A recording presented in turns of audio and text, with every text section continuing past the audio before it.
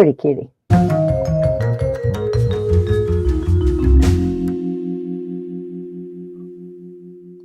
Go on through the gate, girl. Go ahead. Don't be scared. Don't be scared. I don't think she's going through. What do you think, gatekeepers? We got it wide open for her. It's unlocked. She just walk right on through, but she's got to do it. She's got to decide. It's her journey, right? Hello. Welcome in. I got my tea. It's not, I don't feel like I'm getting poisoned. It's not burning my insides out like last week. That was horrible. I'm sitting here drinking it. Absolute idiot. And burning my insides out. It was terrible. Finally had to dump it out. Last of my funny honey too, man. Golly. What a world, what a world. Hello, you wonderful, beautiful people. We had so much fun last night. Listen, if you missed last night's show, we had Rob Guttrow on, friend of the show. And I've been friends with Rob for years. And he is one of the most talented mediums I know. And he's been getting out and about and doing a lot of globe trotting. And I guess you flat out earthers out of there. What do y'all do? Skip stones? I don't know what you do. But anyhow, globe trotting. And he bumps into the most interesting ghosts, does he not? So he was on last night, and we had a wonderful Ireland on a medium's vacation. And of course, I had to make videos. So there's every kind of music. There's Irish sayings. There's there's animals dressed up as leprechauns. There's leprechauns drinking beer. There's a parade. There's wonderful pics of the beautiful landscape. You know, ruins and castles and things that are still standing, and tourist must-sees. And Rob went to a lot of those. He spent like a whole week. So it was a very interesting night. If you didn't get a chance to see it, please go and watch it. Give it a thumbs up. That would be great. So that's that. Tonight we are starting. I'm so excited because I've got Steve here with me. And we're starting something I think is going to be fun, because there's nobody I love to dig into gangsters or monsters with other than this man right here. If you're ready, oh rattlesnake, give me thumbs up. A minute. Okay. Ooh, I got two of them. Ladies and gatekeepers and gentlemen, and yeah, welcome in. And please welcome Mr. Steve Stockton. Hey, how you doing? Can you hear me all right? Wow. Yeah. Sound wonderful. Good. No, you sound wonderful. And Thank you. good to see you. You look wonderful, as usual. Good. It's going to be a fun night, Steve. I can feel a it. trim. I'm going to get my hair cut in a few days and get my beard trimmed up a little bit. I'm going to keep the length, but I got to get rid of this. Look like one of those Who's in Whoville from. Are you going to seek a professional, or are you going to one of those? I've tried cutting it myself one time. Ended up having to shave my head. That was a long time ago. I'm just laughing because they have those places where they're the schools. You can get it done for free or I whatever. went to one of those one time and got it done for $5, and I had to buy a hat. All these stories. No offense to anybody going to beauty school, cosmetology no offense school, whatsoever. barbers, college, whatever it is, but we are not barbers, nor do we play one on TV. Steve, are you promoting any items tonight? Everything. What do you need? I've got books, I'm just YouTube channels, what stickers, coffee? Are we mad at anybody? We're drinking Dippin' Donuts tonight. That's New England's best kept secret. And also, I'm promoting Samsung smartphones. I got this new. Look at that little. There's your channel on there. What on earth? That's a Z Flip. Look at how tiny we are, Steve. Look at that. Oh, it's a folded. Oh, okay.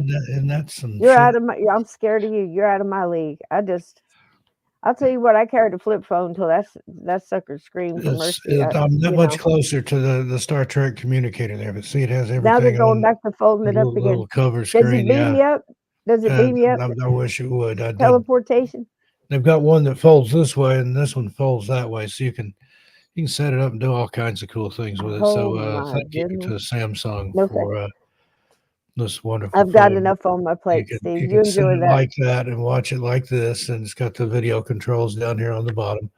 Or you can open it all the way up like a regular smartphone. Yeah, we're moving on. Or you can close it, and it's got a little kickstand on it, and I'm thrilled. It's the first time I've had a new phone in a few years. So well, I'm telling you what, just enjoy it. Life is short and crazy, so yeah. So buy the phone, eat the cookies, isn't that awesome? I can just ride the stand it horse. up right here like that, and we got a mini monitor down here now. Do they have an app for that teleportation yet, Steve? Have you checked? Not yet. I'm sure they're Is working on that it. an update? Be on Question for welcoming, phone. welcoming Glenn, of course. Welcome in. Wait a minute, my mouse is giving me problems here. You better behave. Yeah, Okay, here we the go. phaser. We've got the Ted, taser. The phaser's wonderful the Ted, next. Beam me up, and Snotty. Lord Yeah. Connor. And Lord I don't Connor. know about this hinge. It's got the bendable screen, but I'm still not Uncommon's ready here. to flip it open. But I can kind of do it with my thumb if I do it real careful. Don't I start do it flicking that right-handed. thing like that's not a revolver, Steve. You don't need to be, Yeah, flicking your barrel. it works better with You're my gonna right break it. hand You're than my gonna break left. the With my hinge. I Better just shut got it, that so bad boy down. now be the time to break it, and then I can Nicole knows send you're it right playing with back. that. Yeah, I've played with it all Nicole, you day. might want to. Okay, now we've already run out of the road. I'm no longer responsible I for anything got that it. happens. I got it activated. Got all my stuff moved over. Got my case on it. Still learning how to use it, but it's nifty. Renice. Hello, Something Uncommon. Elroy Hello, Jetson Renice. would covet. Hey, Renice, how you doing? Lindsay's here. Glenn's here. Gray Wolf Paranormal, Steve Stockton. Wait, Teeth that's can me. see through anything and everything, Ted even Branston, titanium. I think that's absolutely true, Glenn. Lynn I think Dannison. that's fact. We have to. YouTube fact checkers probably be all over that. I'm Yeah. trying real careful. If you wonder what I'm doing, try to move my mic closer without shutting the whole business down. So. Yeah, that's why I was using my left hand with my phone. My mic's in the way of my right hand, but Well, I'm just proud to death of your phone, Steve. Let's finish saying hi. Froze was here. Let me see if I can find him. He's Frozen lost Moments, in. how you doing? Let's see. Yep. Ted, I think I already said hi to Ted Branston and Glenn Dannison. So good to see y'all. I know Froze is here. Yes, it's good to see. I haven't seen Scott. Anybody see Scott? What's today? Send up Monday? the Scott signal.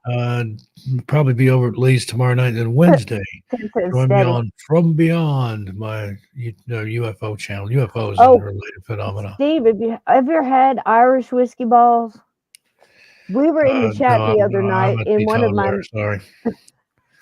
in one of my mysteries. We're on the live chat having just a grand old time, and I had up like an Irish pub, so we're just pretending to order stuff from the waitress. Just screwing around, just a bunch of folks having fun. Good, clean family fun. And somebody brought whiskey balls, and before you know it, half of us are drunk on our butt. Steve, I don't know what Ted was doing. I think he was the one that was harassing the waitress. Was that you, Ted? I think she about quit her job that night, And those Irish waitresses, where was this at? Was this online or was this in an actual place? It's an actual place. Look, if you can beam up with your phone, Steve, we can go to an Irish pub in the live chat during an Irish ghost story. I think all things. I hope everybody had a happy St. Patrick's Day. I did. And we I made they cut me corned off. beef, cabbage, potatoes. I didn't have any of that. And Irish potato bread, soda bread. Not Is that potato what you bread. had? Is that what you ate? Yeah, that's what I cooked. I did everything but corned beef and cabbage, potatoes, and soda bread, Irish soda bread. It was Irish, and Nicole's mostly Irish with a little bit of Sicilian. So I think Ted was the one that cut me off. Were you the one that cut me off, Ted, that night? Said no more whiskey balls for me? I don't know. Did you ever get your Buick, Ted? We have a ball over there. Steve, you ought to jump in sometime. We absolutely had a ball. Where is it? Where is it over there? On Discord? Or?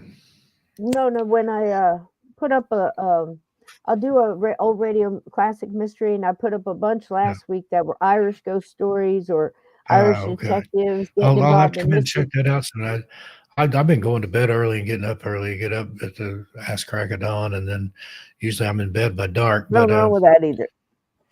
I laid down for a while before the stream tonight, so I'm good to go till about 10 o'clock or so. Nothing wrong with that either. Especially time change. Anybody else having a hard time with this time change? I hate it. You just get used to it, and then they switch it. You haven't seen Scott? And the secret to not worrying about your clocks, just don't change them in 6 months or whatever. They'll be right again. A stopped clock is right twice a day, but one that you don't change the time on, it's right once a year, twice a year, whatever. I don't know what I'm talking about. I'm just here just rambling. That's never stopped us before, Steve. That's never stopped us before.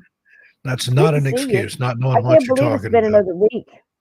It's been a hell of a week, too. I'm telling you. It flew by. So listen, guys, I got a little information on the Rumble channel. You have to forgive me. Tomorrow I'll have a little more time to work on it. But I think what's happened, I'm always starting conversations like that. I think what happened is I've got 2 Rumble channels, and I think everybody is subbed to the wrong one. So let me get it worked out. And then if we got to come back and do it again this weekend coming up for during the week. Then you'll have 3 Rumble channels. I haven't made the move over there yet, but I'm probably going to do something over there just to have a presence over there.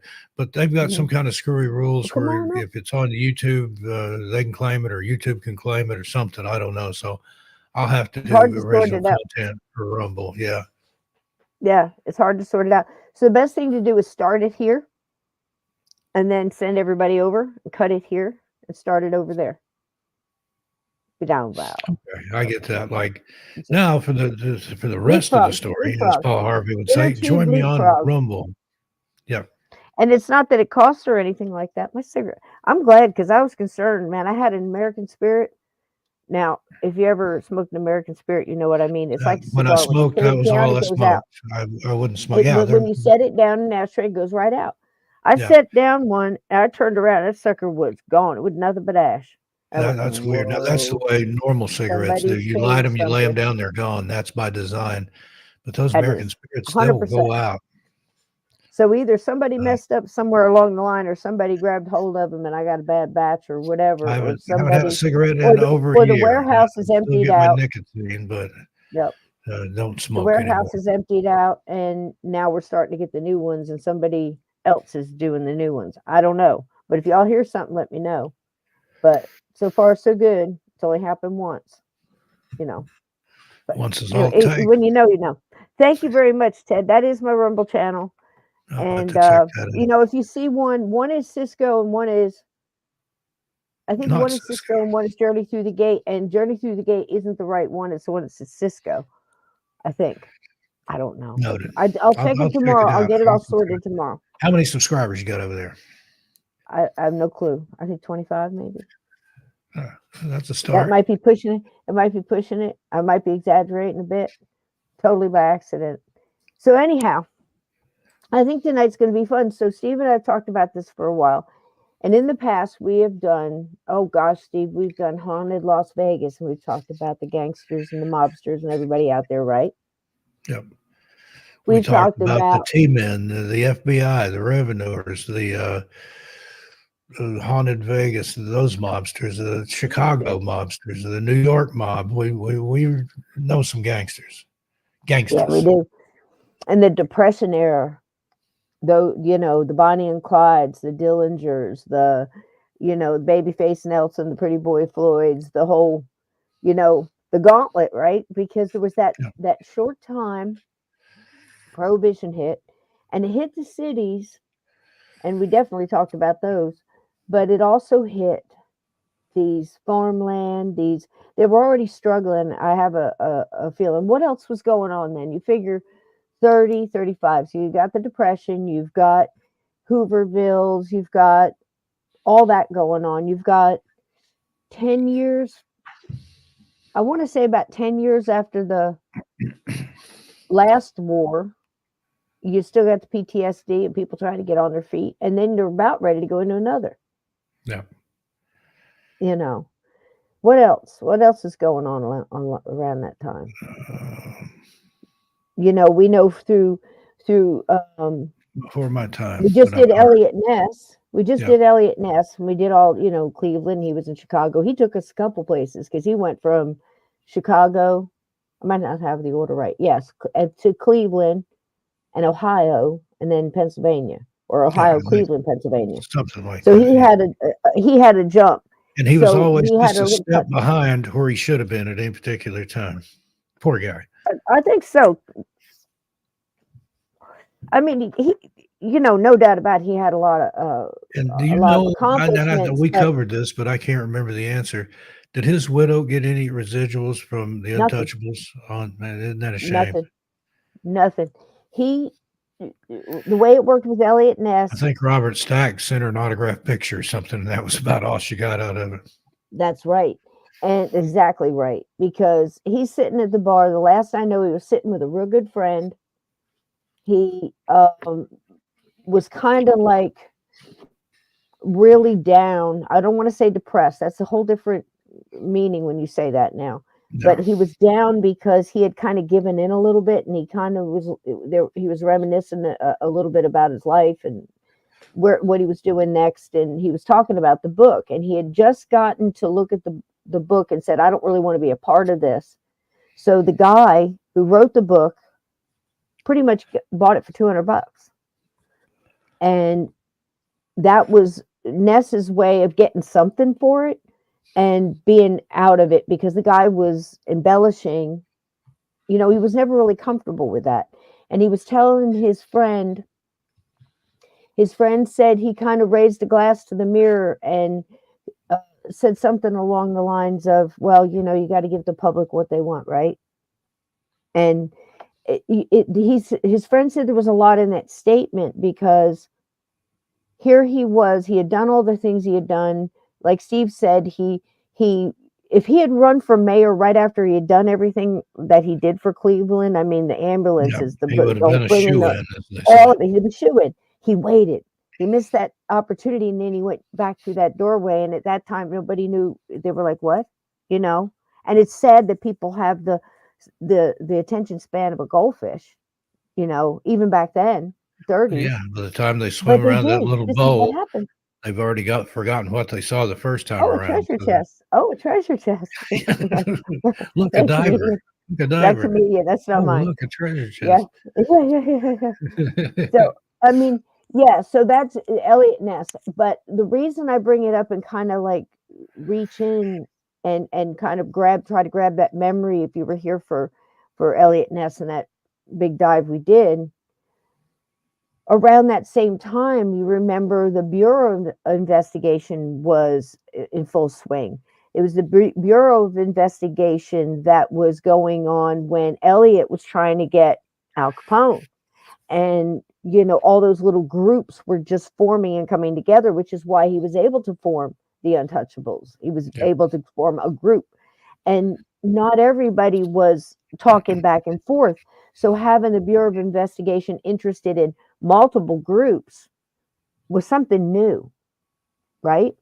And right after that, right during that Al Capone, Elliot Ness, and the whole forensic accountant trial, taxpayer thing, that whole circus.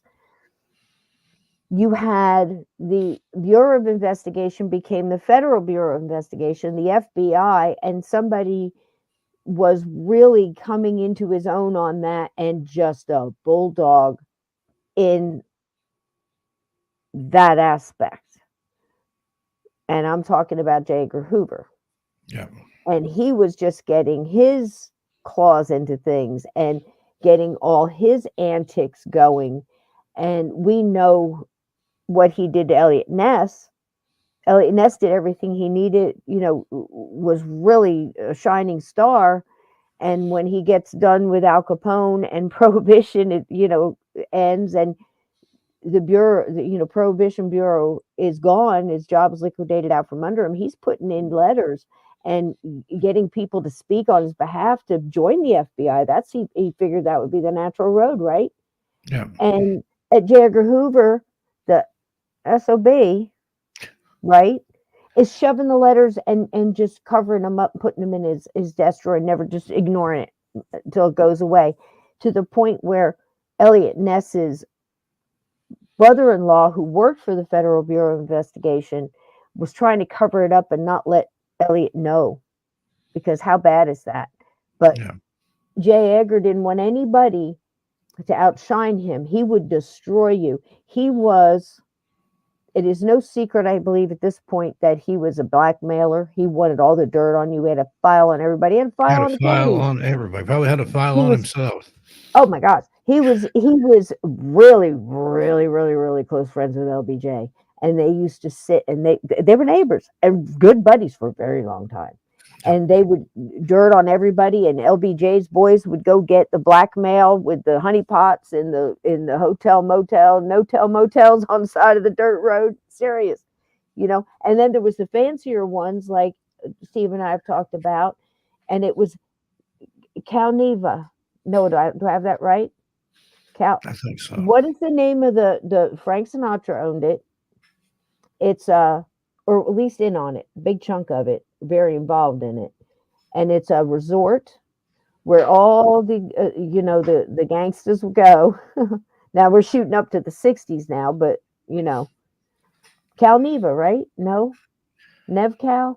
Oh, shoot. I think it's Calneva. It's on the California-Nevada border, I believe. Yeah.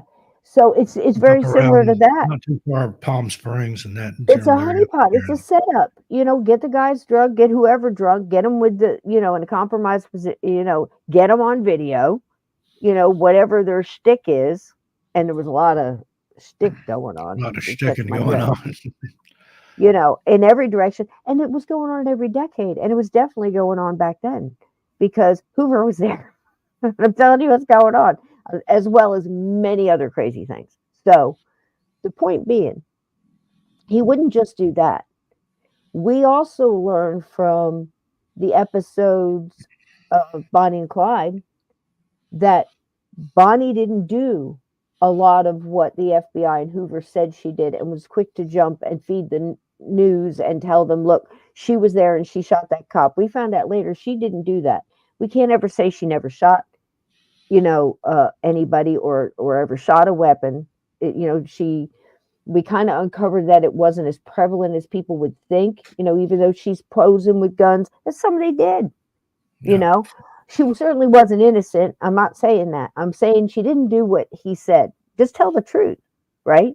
But he had to make it justified the way they gunned them down. They had to make the public hate her as well, because they're shooting a woman like that, even though she had done the things she had done. And then they displayed her and totally not only disrespected her, but I believe the American public. That's when you show somebody an indecency like that, you also show your everybody the indecency. Yeah. Does that make sense? So they're displaying her naked, a dead body out on, it's just, what are you doing? Where's your decency? You're supposed to be, if they were supposed to be better, they certainly didn't act it that day in any shape or form. And they have to cover this stuff up with lies. The person the people that we're going to talk about next couple episodes, same thing, and same players. J. Edgar Hoover is all up in this one too. Does anybody know who the gangster is yet? Does anybody have a guess? I haven't even seen anybody guess yet. Steve, don't you guess? No, I don't guess. I'll be quiet. I have insider knowledge. I have a file on that. I'm going to give him a minute because there's a delay. But before we put, yes, and absolutely, Melvin Purvis. He did the same thing to Melvin Purvis. Absolutely right, Glenn. Used him up and spit him out, and laughing the whole time with his little tag along, but buddy, and keeping all his secrets behind. See, the people that do this to people are usually the dirtiest, most low down, piggy kind of people. You know what I mean? It's like they don't have any self-respect, and they take decent people that might slip up and get drunk and maybe get coerced, because they're definitely pushing you. It's definitely without a doubt, coercion and half a dozen other things, because they're pushing you right to it. The ultimate choice, I guess, would be yours in some cases, because I mean, if they can't get you to do it, they just drug you and make it look like you did. There we go. We're getting some answers here. Yep, Cal Neva. That's what I thought. Cal Neva, right? And same thing. Playboy Mansion, same thing. These are all honey pots. They're all setups, you know. And that was something LBJ was a big fan of too, because he didn't do it. He just got Bobby Baker to do it. And Bobby Baker would have one of these little on the side. And look, this isn't me saying this. All of this is sourced and out there. Research it yourself if you're interested to go in that line. But I will be getting into it a lot deeper. That's why I need a Rumble channel. That's the whole reason right there. But so anyhow, this was all going on. And it was going on during this time too. So think around that time, 1930s, 1935, around Bonnie and Clyde time. And, you know, who else was out there? Dillinger, and, you know, out in the I don't want to say just Middle West. I don't want to think just the plain, you know, that the desert, because I think Bonnie and Clyde, I think a lot of riding in the open desert, don't you? Or at least a lot of sandy, dusty roads, wouldn't you? See, what you got there? You got something on Cal Neva? You got a? No, I was looking that was the name of it. So it just sounds funny. I think so. I'm never sure. Oh, here we go. Here we go. Somebody's got it. Do we have Jeepers? We got a laggy the keyboard. Cal Neva Lodge. It's permanently closed now. It was in Crystal Bay, Nevada. It's a lodge and casino overlooked Lake Tahoe. There it is. That's constructed in 1926, and became famous when the national media picked up a story about actress Clara Bow canceling checks she owed to Cal Neva worth $13,000 in 1930, which would be $227,700 in today's money. It burned down in a fire in 1937. It was rebuilt in only 30 days. In 1960, entertainer Frank Sinatra purchased the resort with several others, including singer Dean Martin and Chicago mobster Sam Giancana. I hope I'm saying that right. Don't come whack me. Don't get whacked. Don't get whacked. You know. Hey, Trusty. I got to go ahead and give it to Glenn. Get up in here, Glenn, because Glenn got it. Let's see. Let's peel this back. You ready to see a little piece of a video here? Roll that beautiful bean footage there. So let's see if Glenn got it, because I could not believe that I hadn't dug deeper into this. And once I did, I said, oh, I'm glad I'm going into the shallow end. So we're going to go into the shallow end tonight. We're going to get a little taste, and then I'm going to dig down and we're going to get into the deeper end of it and probably finish it up next weekend. But very interesting stuff occurring here with this one. And again, not surprised that our Mr. Hoover and his shenanigans are paint a very broad brush throughout this whole thing. Here we go. Once again, the criminal was definitely a product of the times. The Depression sent homeless men wandering through the country on freight trains. The panic was on, and the public enemy number one was born. He worked differently from the old mobs, using weapons like these, and these were all taken from killed or captured desperados. He robbed and pillaged the countryside. For a few $100 loot, he thought nothing of killing some innocent bank teller or other accidental bystander. Local police couldn't cope with these boys, so J. Edgar Hoover and his G-men moved into action. They faced a long list of desperate killers like Pretty Boy Floyd. The wrath was focused on this Oklahoma band after he had personally accounted for the deaths of 4 federal officers in the bloody Kansas City Station massacre. When finally killed by the FBI in a little town in Ohio, there were 10 notches in his pocket watch, one for each of his killings. His buddy, Adam Mercetti, was later executed for his part in the murders. After Floyd, the FBI set full sail after a kill-crazy gunman named Babyface Nelson. When cornered after a 70-mile-an-hour auto chase in Barrington, Illinois, he killed 2 G-men before winding up dead himself in front of this lonely cemetery. His body was riddled with 17 bullets in all. It was the courts who cut short the career of the notorious Doc Barker and his gang. He was the son of the infamous old lady of crime, Ma Barker. Doc is shown here at the time of his conviction for the Bremer kidnapping, later killed in an attempted escape from Alcatraz. And a courtroom marks the end for Machine Gun Kelly, too. He is shown being flown off to prison in chains and under heavily armed guard. These precautions were all too necessary. The police knew Kelly as a dangerous, unpredictable killer, who at the time of his sentencing was still yelling threats of death at the judge who pronounced the verdict.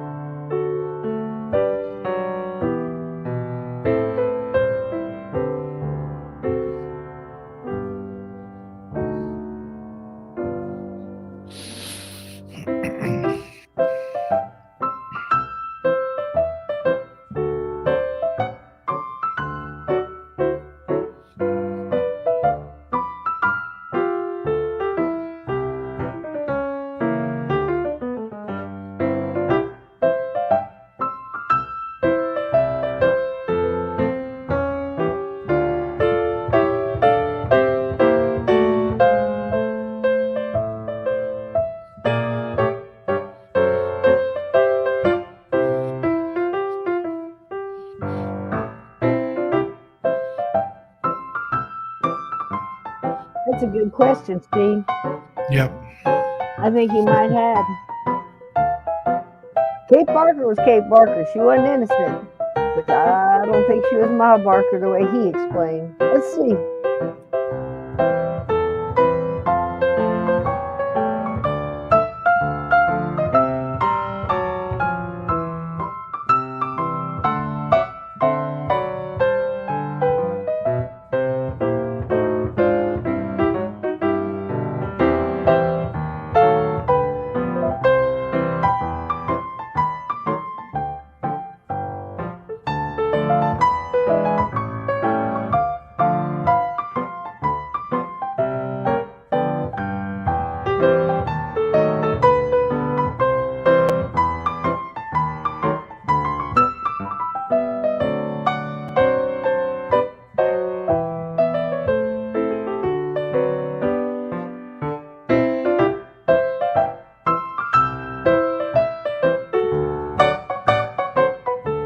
Be right back.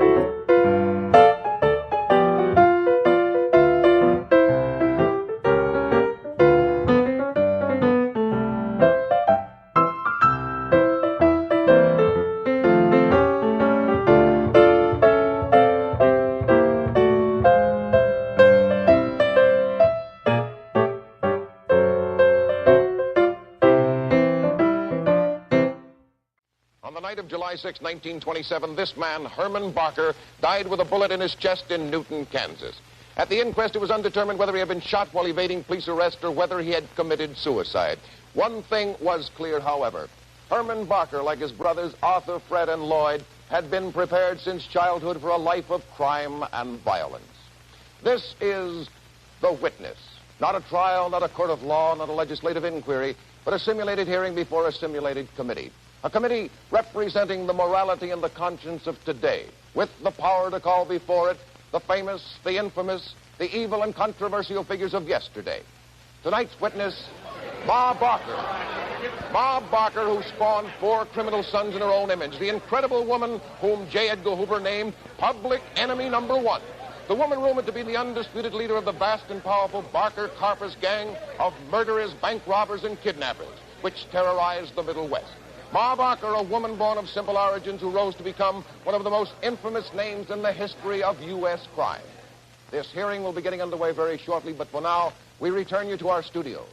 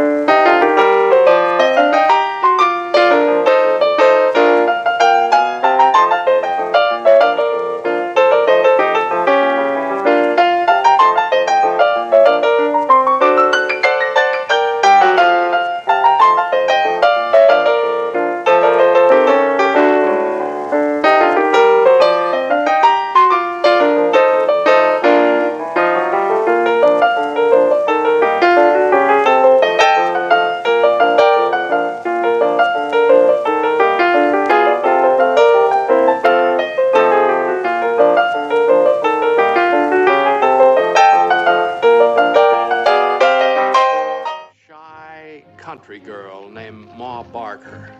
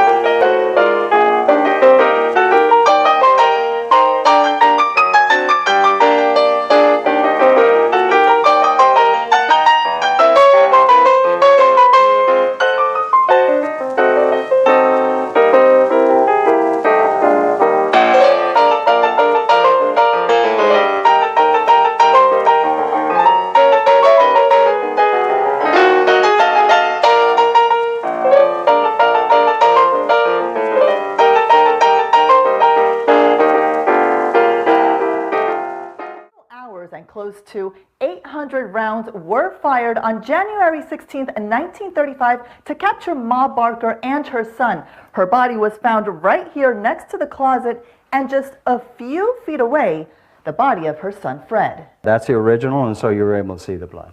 Bloodstains still noticeable from the night Kate Ma Barker and her son Fred refused to surrender to authorities. Fred would run around to all the rooms. He would shoot out the windows. The FBI, at the time, the Department of Justice, they shot approximately 500 shots at this house. And the Barker's shooting out was 250 shots. Joe Vogue, volunteer for Marion County's Parks and Recreation, gave us a tour of the infamous house where Ma Barker and her son Fred hid from federal agents. They were an active part of the community. They seemed to just melt right in. Little did the community know the Blackburns were Fred Barker and his mother Kate Ma Barker, a notorious family responsible for several crimes. They moved constantly, but they were in Miami when they heard that this place might become available. Located near Ocala, Ma and Fred rented this house after the Barker Karpis gang split up in the summer of 1934. Fred Barker and Alvin Karpis, along with other criminals, had murdered, robbed banks, trains, and orchestrated 2 major kidnappings of rich businessmen in the 1930s. They killed 14 law enforcement officers and 16 civilians. Joe tells us it was believed Ma Barker didn't commit any crimes, but she served as a cover-up. She was reaping the benefits, and they needed her because they could move easily where it looks like Ma and her son. The law isn't apt to catch them. The 2-story house was donated to the county by the owner. Today, it's a museum with many of its original furnishings. It's really nice and really neat. It's got a lot of history, and you can see the pictures and line up the bullet holes. Several bullet holes can be seen throughout the house. The door was actually closed, and so that the bullets would come. There were 35 yards out there. They were shooting up at an angle, and so the rips would come right through here. There's a number of holes. It's amazing, Steve. They're shooting from the ground up, and you know what I mean? Think about it. Yep. You'll see more of it here. It's crazy. Just to think about the bullets everywhere. You know, that whole house was shot up. 4 hours, over 4 hours of constant shooting. Longest ever.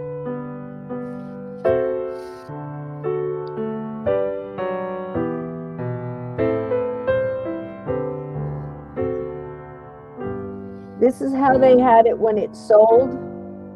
And in the end here, it goes back. And right now, they have it the way it looked during the shootout, with as much original or close to it as possible. Is it a museum or bread and breakfast or? Oh, yeah. Well, it's a museum. Not active as I last checked, but it's getting there. They moved the house. I've got all kinds of stuff in here on it. But they had to move the house, and now it's in the middle of nowhere. But being preserved.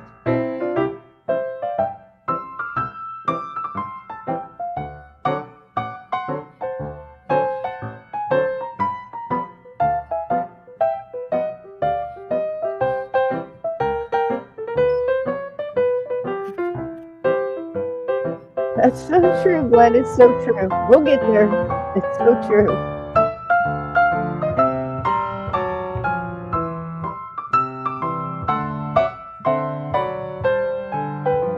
Barker Karpis Gang. In the fabulous 20s, gangdom, like a malignant cancerous growth, insidiously took root in the heart of the nation, spreading so rapidly that in the early 30s it lay an open, festering sore. Daily. Just in case you don't get this is an excerpt from the FBI files. This is how they describe it. I'm showing you everything so you can decide. And before we're done, you're going to see everything. And I just wanted to make it clear too, the house is the original house. However, it was moved across the lake, I believe, and moved over to where it is now. And it's an extremely rural place, and in the middle of this, I think 40 acres, maybe more. Don't quote me on that part. And they are fixing it up to where it looked as original to that time as possible. And then they're going to use it as a museum. And I think we're going to get, before the night is out, we're going to get to see it as close to how it looks now as we can get. So hang in there. But this is according to the FBI. The guy is reading from that book. It's crazy. Spawning new and more malevolent criminals who openly scoffed at law and order, punctuating their remarks with bursts of spraying lead. The press had a name for them, public enemies, and they vied bitterly among themselves for this coveted title with its ensuing privileges. Quick pardons, paroles, reprieves from unscrupulous politicians, unquestioning obedience from their underlings. They were little emperors ruling their territories with rods of steel, direct progenitors to the dynasties of John Dillinger, Pretty Boy Floyd, Babyface Nelson, Frank Nash, Vern Miller, Adam Richetti, and the like. Such were the members of the notorious Barker Karpis gang. Ma Barker with her 4 sons, Herman, Lloyd, Fred, and Arthur, Alvin Karpis and their many criminal associates.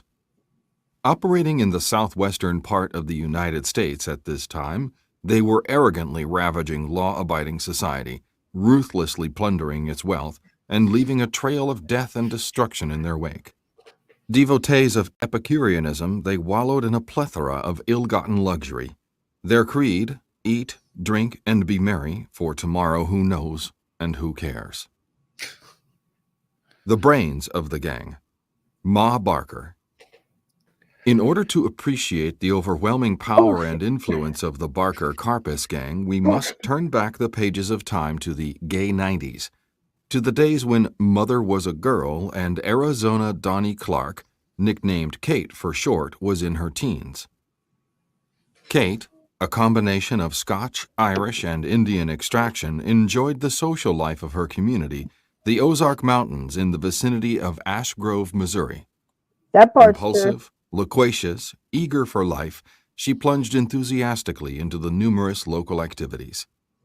There were picnics, candy pulls, and pie socials in the Little Red Schoolhouse. On summer evenings, she and her companions could be found perched gaily on a rickety wagon, piled high with sweet-smelling hay, and being drawn along the moon-swept mountain trails by an old Missouri mule. Bullshit. On the Sabbath day, blonde, blue-eyed Kate attended Sunday school, and during the week, church socials and community sings. It was a normal, happy girlhood, characteristic of the turn of the century, and it led to what appeared to be a normal, happy womanhood. Kate married a childhood companion, George E. Barker, on September 14, 1892. Early in married life, while she was bearing her sons, Herman, Lloyd, Arthur, and Freddie, Kate seemed content enough to be a good housewife whose chief fault was a leaning toward choice gossip about the neighbors and occasional fits of fanatical religious frenzy when she would engage in evangelistic activities. As the novelty of marriage faded, I'll kill you, you fucking! I'll kill you!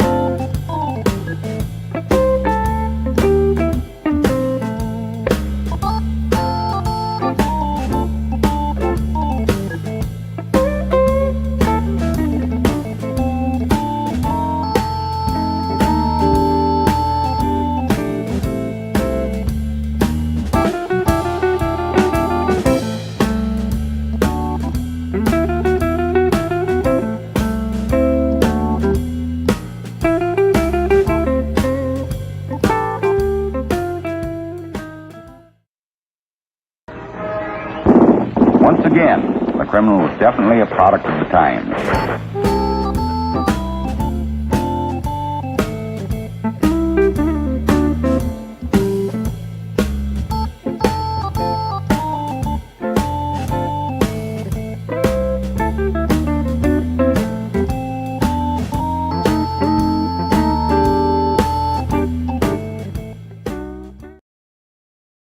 Yup. There you go.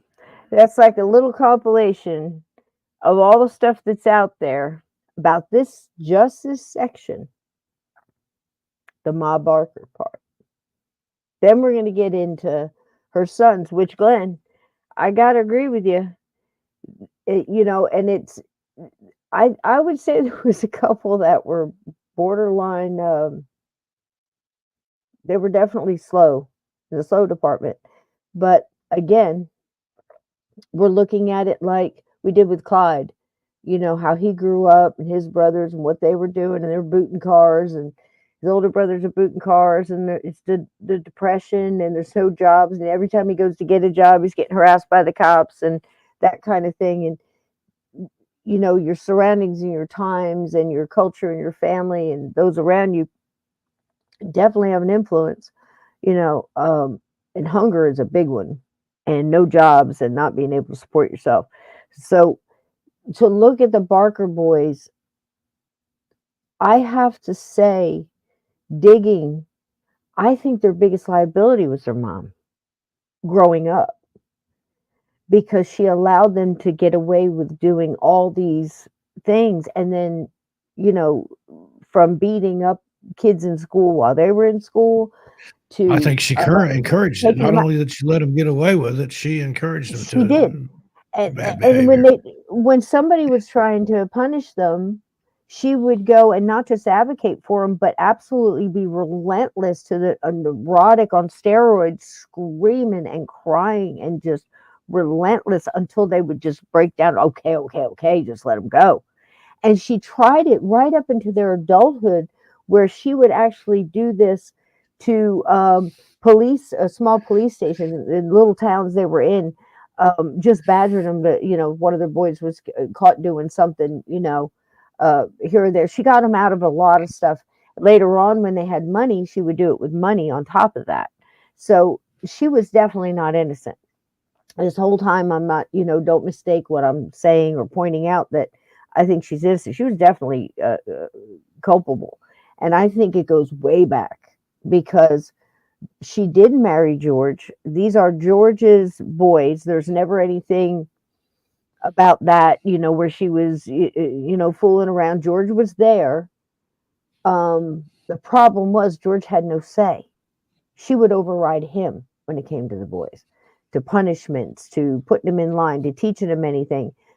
She pretty much kept them illiterate because they kept in and out of school, and they would run the streets, and this is where they started doing their criming at a very, like 10 years old.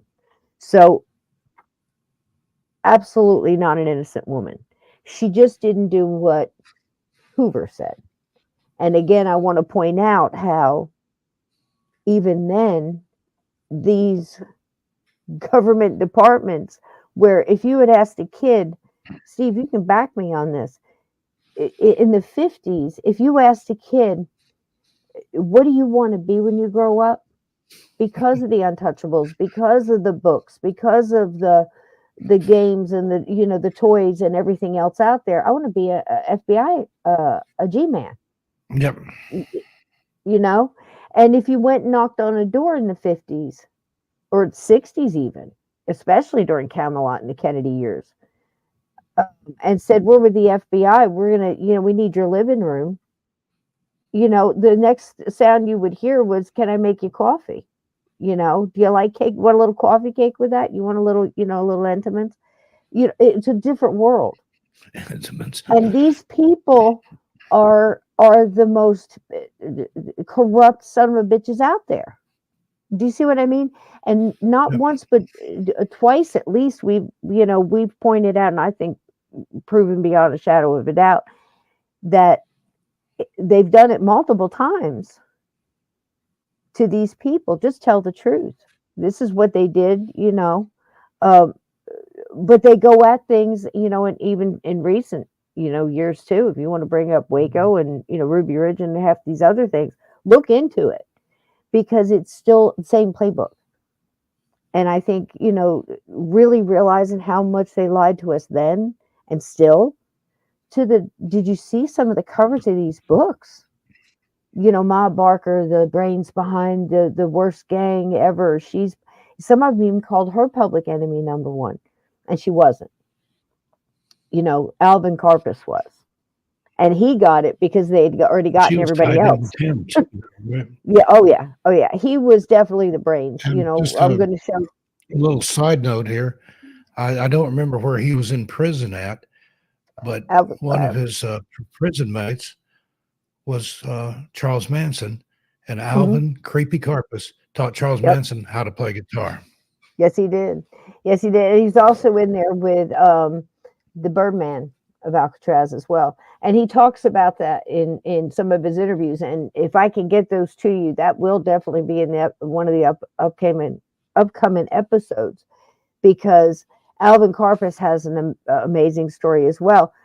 Absolutely a psychopath. Definitely the brains. Definitely the one that formulated and really drove that gang. And he says the same thing. Right now tonight, he would agree with us that she's not the person that they're saying. I'm letting you know that when they were boys, she was already getting it started. But you'll hear things in the Brood, Killer Brood. I showed you a couple of clips from that. You saw in The Witness how they were portraying her as she was sitting there knitting, and she's yelling, and that whole scene, that whole show, that was a show. The Witness was also out at the same time as You Are There. Do you remember that one, Steve? You Are There. Yeah, remember that? You Are There. They lied so much, and it just also shows history, because once you see that, once you have that visual and you're given that information, it's there all the time. And you go around thinking, man, Ma Barker was Tommy gun toting, shooting out the back of the car at the cops and everything else. And it's not true. It's not true. And now the boys were like that, and they definitely killed, and they were ruthless. And we'll tell later on down the line exactly the stuff they did and how quick they were to the trigger. And then you'll hear Alvin Karpis later on, after he actually starts giving interviews in the 70s about his part, and he wrote a couple books, and he wound up actually going to Spain. It's an amazing story. And he passed there, I believe, if he didn't come back to the States and then pass. I'll get it right by the time we put it up there. But his story is, he also includes the same thing that we're saying here. Like I said, she was definitely not the brains of this. That her biggest thing was she was very oddly religious in the fact of I don't know what the name of the religion is that they would have in the Ozarks. It's not holiness. It's not. It's similar. It's definitely got its way, but it's very strict in those ways. And she really was that person. And her pastime was puzzles. She didn't even listen to the news or read newspapers. She got, her information from letters from the boys, and she hated all their girlfriends. She would go as far as trying to sabotage their relationships. She even hated the ones that brought her groceries when the boys couldn't be around, but most of the time she was off in an apartment. She was off in a house. She was definitely just a benefiting. nasty old lady, wasn't she? Yeah. She was definitely benefiting from, from their crimes, from their whole lives. And she would go and she would lie for them in court or whatever. She's guilty of all those things. But I think what Hoover did to her was really, it was way over top, even more so than he did to Bonnie. When they lied and put it down that she was the one who shot that cop, and we found out later on who really did shoot the cop. It wasn't necessary to say she did that, but that was to cover their own tail. And I don't understand why they can't just do stuff right. And toward the end, Alvin Karpis has a run-in, and I'll save that for when we do that episode, but with Hoover, another big lie that was totally unnecessary for Hoover's benefit. So, tonight we're kind of dipping our toe in and getting a little bit of that information and all the different angles they came at with the lies and how they changed over time and got worse. And now we're here to where we're going, okay, people are starting to uncover all that, just like a lot of these cases, Steve, because the letters are coming out, the journals are coming out, the deathbed confession, all the same reasons. The FOIA requests are able to be filed now. There's a lot of that stuff that's under judicial lock for years, sometimes decades. Absolutely. And I think too, the internet, the inner tubes has an awful lot to do with it. It's both good and bad, because just going and research this stuff, I have to plow through 25 different interviews, or go through books or periodicals or magazine. Now it's on all the magazines are online. It's so weird when I pull up something and it's in Life magazine or Time magazine or article. It's weird because you remember one called Look. It was a competitor. Yeah, I do. My dad had all the copies of that with the Kennedy assassination. I do remember that. And there's stuff in there that you never heard anywhere else. I don't know if they were just making it up or if it was buried and covered up, but those are almost impossible to find now. Hey, Vixen. Hi, sweetie. Hey, Jack. If I didn't get to say hi to you. How you doing? Jack, good to see you. So up to this point, we've got a good taste of all the stuff that's out there. But again, it's the books, it's the movies. And I wanted to ask Chad what you think about when you hear Ma Barker. Do you see the like the clips that we had in those movies with Ma Barker and her bloody brood? Did you think there's that for a long time there they were even saying that, much like they did to Mary Surratt in the Lincoln conspiracy? I think that was just J. Edgar and his press machine to make it up to be a bigger deal, so that when he took her down, then he got all the accolades and the gold star on the refrigerator and all that. J. Edgar was only out for J. Edgar Hoover. That was his MO. That's his MO. Look what he did to Purvis and Elliot Ness, and these were people that were doing good for him. So what's he going to do to one of and politicians? God knows how many movie stars and otherwise. Dignitary. Gosh, the blackmail trail never ends. Steve. So absolutely. And I just wanted to make it clear, like I do with everything else with Lincoln and whatever we're doing. This is what they're feeding us. And this is what they've fed us for so long, over decades. It's hard to even visualize the truth, you know. So what did you guys think about Ma Barker? Is that what you visualize when you think of Ma Barker, or were you pretty aware that they kind of snowballed, you know, all over her name too? And that's what I meant in the beginning. Did J. Edgar Hoover turn her, you know, Kate Barker, who was not a great person by any means, you know, but I think she was also a scared old lady. She's 5'3". I think they said she was like 158 pounds, something like that. She's, you know, again, she's not even listening to the news. She's doing puzzles. Everybody who knew her said the same thing about her. That, you know, she Molly called the boys. She'd do all those things, but she couldn't plan breakfast, you know. And she had a hard time. She counted on everybody else, and she had nobody. She dated a few guys. There was one guy, and I'll get you the full story, but I'll give you the gist just to say how things worked. She dated this one guy. She picked him up in one of the towns they'd settled in for a short time. I don't think it was St. Louis, but the boys didn't really like him. He turned out to be she might have even married him for a short time. But the boys didn't really like him, and he turned out to be, you know, kind of a drunkard, liked to play cards, and kind of a problem. And they convinced her to kick him out and make him go stay someplace else. I wonder and they didn't just kill him. They took him for a ride. Okay. And they never told her. One-way ride.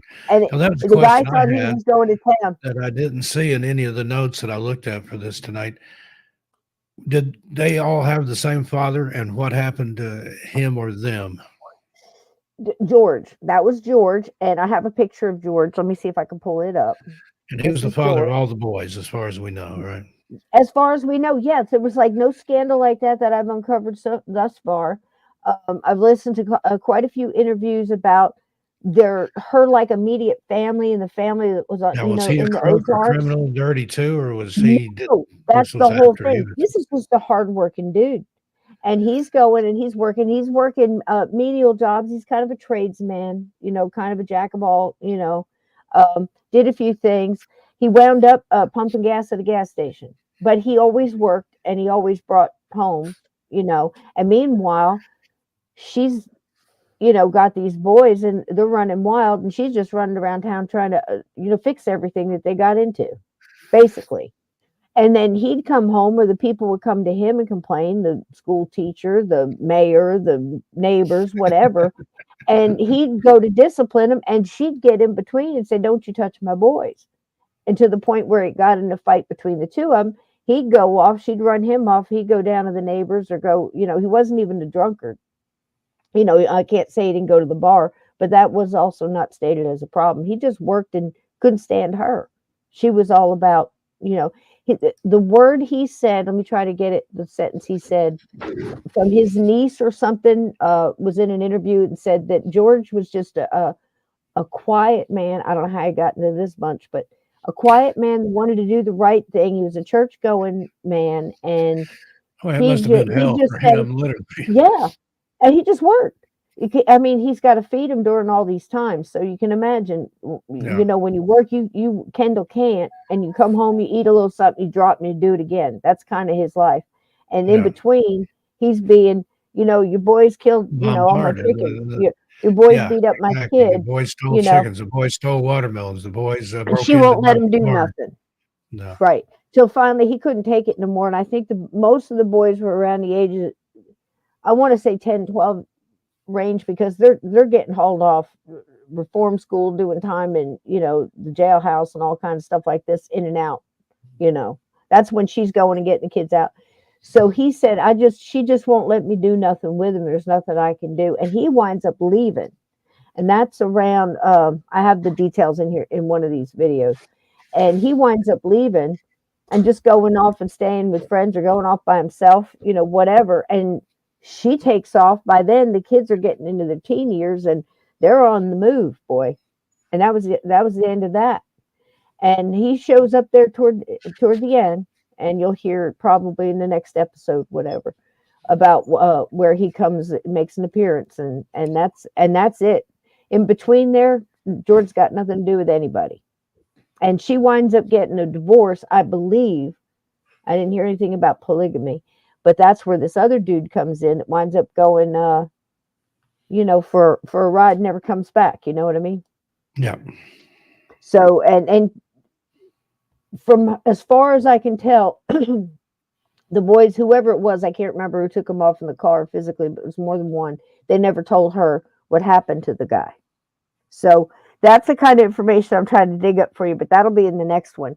And I'm basing tonight. I've learned a lot. I know, right? So I'm basing a lot of this information on 4 novels, and definitely not on the novel put out by the FBI on this. But you got to hear a piece of it anyway, and that was put out, early 70s. So what else? Okay, so I wanted to show you this.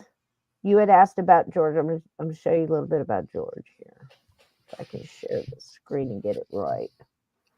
You never know when I start mashing buttons. Okay, can you see that? Yeah. There he is again. This is... Okay. I think I can see that enough to read it, maybe. Okay, so Ma Barker... Well, I'll just go over here and read it. Ma Barker, whose sons Herman, Lloyd, Arthur, and he's the one they call Doc, and Freddie, used her as a cover, maintained that her boys were driven to crime by poverty. So, yes, they used that a lot. I don't buy that they used her for cover. They did. You can say that if they went into new towns, but most of the time they ignored her. They just showed up and gave her money and groceries and then moved on to the next thing. I don't believe, yes, I believe they're sitting there at the tables and planning this stuff at the kitchen table while they're eating her spaghetti or whatever. You know what I'm saying? Yeah. I do believe that. And that last line there tells everything you need to know. Right. Like I said, like a Mary Surratt, when, when John Wilkes Booth and the gang sitting around and her son's sitting around and they're planning things. Do I think she overheard stuff? Do I think she threw in her 2 cents? Absolutely. Absolutely. Planning it, she was probably just shut up, Ma, go back in the kitchen. You probably heard a lot of that because these guys were just wildlings. You know what I mean? And some of them probably did have some kind of learning disabilities and other things. They were definitely, let's say on the illiterate side, Fred, one of the youngest ones, was very hostile, and he had this kind of very jaded, thick skin of no fear, which is why he wound up dying like he did. But it was just they said it was very scary about him. Doc was just barely functional as far as he really was just, gone, and he was always getting into stuff. I don't know too much about Herman, but some of the other ones will come up. But again, I think that has a lot to do with how she raised him. As doting as she was, I don't understand why she wasn't more focused on an education to teach them rather than to just let them go and let them run wild, like a bunch of Helen Kellers with sight, and you know how Helen Keller was, just running around wildly. That's kind of the way they were. They were described, Steve. Some of the people that were still alive, to tell and able to get it on video, that they were so ruthless, and as children, even that the boys would just come and jump on somebody and just beat some kid mercifully, within an inch of his life and just walk away. And this is the stuff she's defending, and why the father walked away. If I could guess, you see what I mean? Yeah, crazy. So let me get back to this last line. Yeah, that's the best part. Tells it all right there. Okay, so along with Freddie, she was killed in a Division of Investigation shootout near Olawaha, Florida. Fearing a scandal when the public found out his agents had killed someone's mother, J. Edgar Hoover invented the myth of Ma Barker as an evil mastermind of the Barker Karpis gang who had led her sons astray. Karpis later said that she had nothing to do with her son's crimes. There you go. So J. Edgar Hoover invented the whole story. Yep. So within there, testify killing somebody's mother. Oh, she was the leader of this evil gang. She didn't have anything to do with it. Within there is the truth, you know. I mean, that's pretty much it. And you know, this is where I'm at right now. This is how I'm looking at it, because we love to get in there and find out what caused this and who's really to blame for what. And if we can sort that out, maybe we can it help us in our own lives, you know, sorting whatever kind of mess, because we all got messes. I know, you know, golly, I don't even like, I'd rather look into somebody else's than do the research and try to sort mine. I just don't pay attention. Maybe it'll just go away. But, you know, we all got some crazy stuff going out there, even if you're just looking at the world, you know. So this is what they were doing back then. They're still doing it. Same playbook, guys. I'm telling you right now, you see similarities in a lot of ways, don't you? Definitely. And I don't think anybody that sat down here tonight fully trust in the, you know, trust the government anyway. All right, so there's that one. And I had a little bit here, I think. Let me see if I can pull this up, share it with you. Okay, yeah, this is just a little bit more of the same, kind of reinforcing that whole thing. But if I show it to you now, I can go ahead and shut that window. Makes me nervous having all the windows open. I don't know why. Yep, that's it. Okay. So here's another one. And it says, Oklawaha, I'll never say it right, Florida. Ma Barker died with a Tommy gun in her hands, according to the FBI. For decades, the bullet-ridden two-story cracker home in Oklawaha that witnessed the longest gun battle in FBI history was off limits to the public. But now the notorious home of the gangster era shootout is open for tours. Okay, so great, it's open. And my appointment, I looked at the website, and they said they're booked way far out. But if you message them, they'll send you back times and dates that are available that you can go tour the house. And they're also accepting donations for the restoration. And it was moved from where the shootout was to where it is now. You mentioned that already. Did it say it was over water? I thought it might have been over water. I thought I remember seeing it floating. But I'll get some stuff on that and show it to you next week. I promise. So at the Carney Island Recreation and Conservation Area on Lake Weir, just south of Ocala. Now, hey Scott, better late than never, buddy. Hey Scott, how you doing, sweetie? So there's the poster, and this is for decades. This is what we were fed. Ma Barker's Killer Brood. You know, so and this here, the small print here says the murderous exploits of the Barker gang have become the stuff of legends. The 1960 film Ma Barker's Killer Brood scores a stinky 33% on Rotten Tomatoes. Robert De Niro, Bruce Dern, and Shelley Winters played Kate Ma Barker and her boys in the 1970 film Bloody Mama, which I showed you little clips of that too. Yeah. Which comes Shelley in Winters couldn't have been more perfect to play. I know. That's one of the ones I remember. I mean, it's all a bunch of hooey anyway, but there you go. Yeah. But still, that's the one I remember as a kid watching. You know, I mean, gosh, it's the 70s, right? So that was on the early show. They had Gangster Week, and they showed like 4:30 in the afternoon. They showed movies. The early show, WBIR TV, Channel 10 in Knoxville, Tennessee. And that's I love Gangster Week. I saw it there. So the top-ranking film, including her story, was 2009's Public Enemy, starring Johnny Depp. So, and right here, I'm going to show you this picture.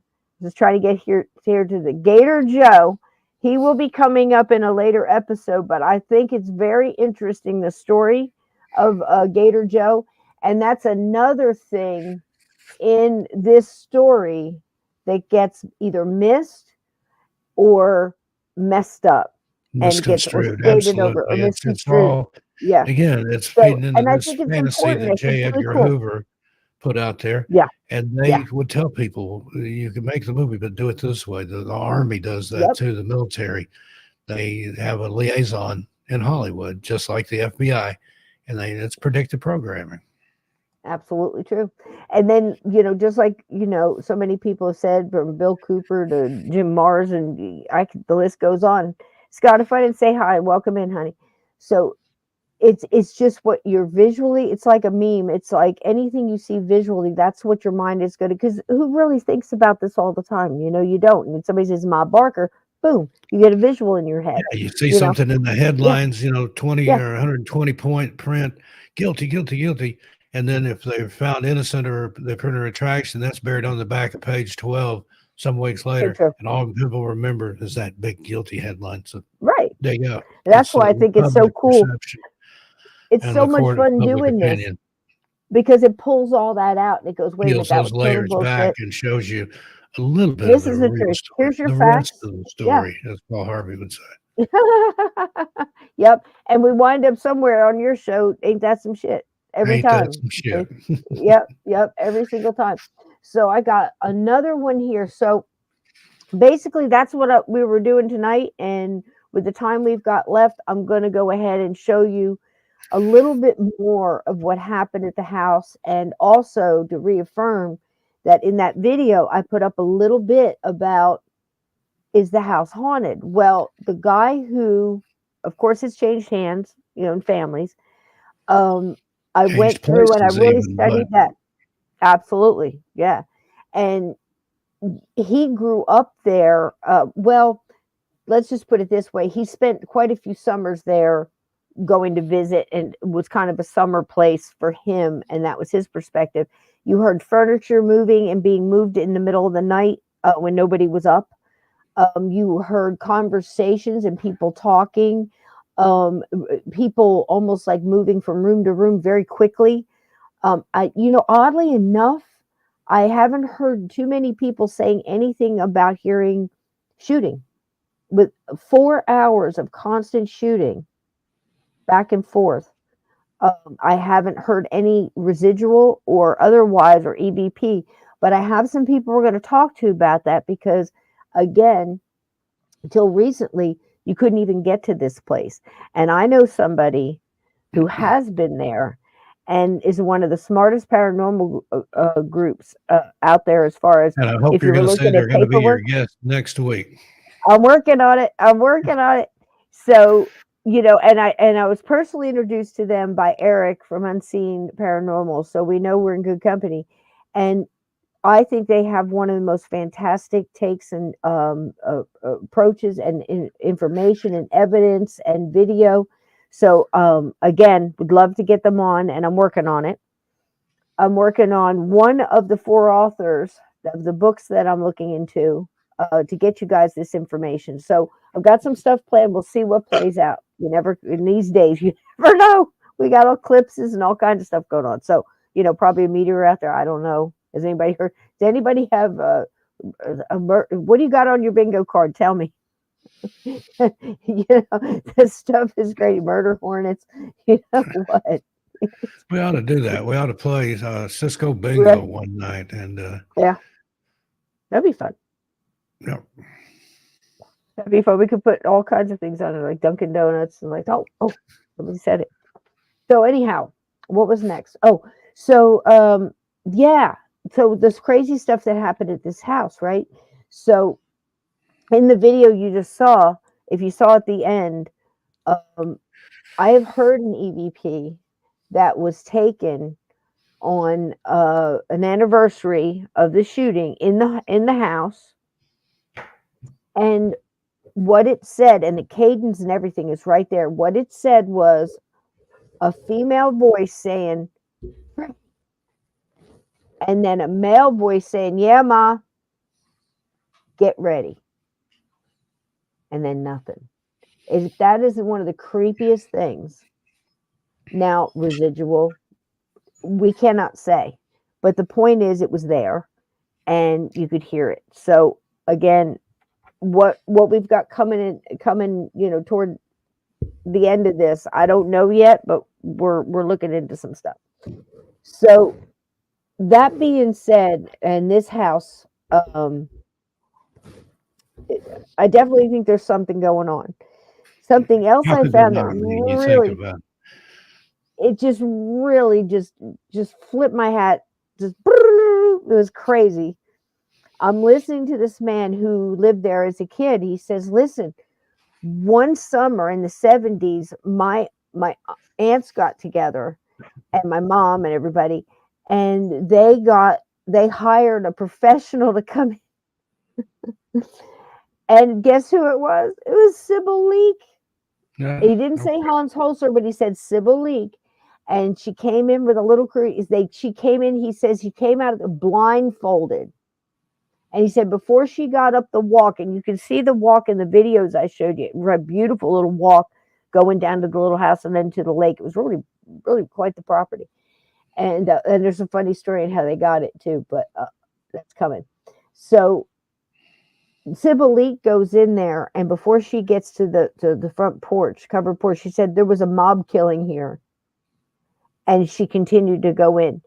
What the guy just kind of said, and I'm looking into it, but I got to get a little bit more research before I kind of let it spill. But what he was alluding to also was that Sybil Leek had told his aunts before she left that she was able to get Fred, the ghost of Fred, to cross, that he went into the light and left. But Ma wasn't leaving. She was so traumatized, and there was so much going on that even Sybil Leek, who is known as a white witch, I mean, she knew what she was doing. You know, Sybil Leek, if you don't know, hung a lot with Hans Holzer, and that's where you hear a lot from her name, as well as the things she did on her own. And I don't know if anything has changed. That was in the 70s. So I just thought I'd throw that out there. It's very interesting. I'm digging into it. Let's see where it goes. So, Steve, did you have any questions or want to say anything on that before I pop up this next quick video? Let's move right along here. That's some fascinating stuff you got there. It's crazy, right? Who knew? Who knew? How did we miss this all this time? Cisco does marvelous research, always. Thanks. She gets in and digs through this stuff. I dig. I'm telling you what, you have to, because there's so many lies out there, and you have to get to the point where, okay, I already know that's BS, you know, and, you know, you're going through interviews and things like that. People have written whole books on just absolute garbage, you know. Won't point them out and say who, but I love some of the ones that are coming out now. It's amazing, and, you know, so much information and so much detail and so much matches up, you know. I love it when it all comes together. Okay, here we go. Quick look in the chat. Too funny. Cisco Bingo. Wouldn't that be fun? Y'all go ahead and work that out. I'll go along with it. We'll get it all printed out. We can get I'm going to send you that. I'll show you how to do that. We get tiddlywinks. We could do that. Maybe, you know, we could have a little consolation prizes, whatever. But okay. So now the next step to all this, I do that one, did all that. Okay, good. We're rolling right along. So I thought it was time, before we go and take another really great surprise. I love this. I was so glad I was able to find this for you. But this one here, this is a little piece of this author that I'm just really digging. I love the way he writes. I love the way he gives an interview. This is a piece of a radio interview he gave here recently. But I would just be doing it injustice if I didn't let him describe this part to you. And I think it's important that before we leave tonight, you take this part with you, because it is the Barker Karpis gang. You have to understand it was probably 24 to 25 different people involved in this gang throughout its time. This gang went on quite a while, a lot longer than some of the other ones who only had, you know, shorter runs for whatever reason. And they did move around quite a bit, and they spent a lot of money. I mean, I've heard upwards for, you know, $1 million on a bank. You know, you just don't get it now. You know, I mean, the Alvin Karpis and Fred were really the driving force behind this gang. And Fred was absolutely fearless and just an absolute trigger-happy, ruthless killer. Did not even hesitate, no compunction whatsoever. And you're going to hear different things about Alvin Karpis, but here's the thing. He was a psychopath, and later on in life, when he was doing his interviews, or when he did his parole hearings, or when he was, you know, answering questions while he was still in jail, of course he denied killing anybody, because they could have fried him for it, you know.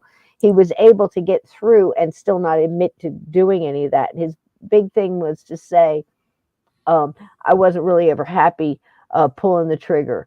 I like to plan things. Everybody else was a little bit the ones that did all the killing, but I don't believe that's true.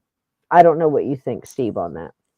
I agree with you. That's what the actual evidence points toward. And you got to keep in mind, he was a psychopath. Really, I mean, when you listen to him speak, and we'll do that later on down the line on another night. But when you hear him speak, he says things like, people tell me I should have feelings like that, but I really don't. I don't have it. Where, they'll ask him, what do you think about the families or this or that? Or, it was they killed a lot of cops, and it's just like with the Bonnie and Clyde, you hear, this young man, and, he's got 2 kids at home, and he's just showing up for a traffic thing. And then, it was absolutely senseless. And a lot of these cops walked in, had no idea what they were walking into. And I think that's one of the most devastating parts of it. Brave soldiers doing their job, and some civilians too. So, all right. So here's this part, and this is it's all self-explanatory here. I'll just roll it. You ready to roll? We're rolling. Let's roll. Was the sort of a single mother of 4 boys, all of whom eventually died of gunshot wounds. And let me start it again. There we go. The Barker brother, Ma Barker. Right, because the father, and again, I stand in the father's corner on this. I've never heard anything bad about him. He was just never there. He was always working. So this is Tom Mahoney, and he wrote Secret Partners, and he's also can assist with Tom Brown, which is another criminal. So anyway, Tom Mahoney's a really good author, and he's really great at these interviews. So he's kind of like shortening it, Steve, by saying he was a single mom. Don't get the wrong idea there. It's just he's leaning more towards like even when the father was there, he had no say. So whether it was self-induced or otherwise, I just want to make sure that this dad, it's one of the few dads I've ever found I can't find any blame on. I just want to make sure he gets his due, because he seemed to be an all right guy, except he couldn't stand up to this woman, and he just backed off. He was a quiet kind of guy, went to church. They went to church together and all that stuff. But he just go to work, shut up, give me your paycheck, and move on. And that's the way she tried to raise her kids too. Yeah. So this guy's pretty cool. And again, the book is Secret Partners, guys.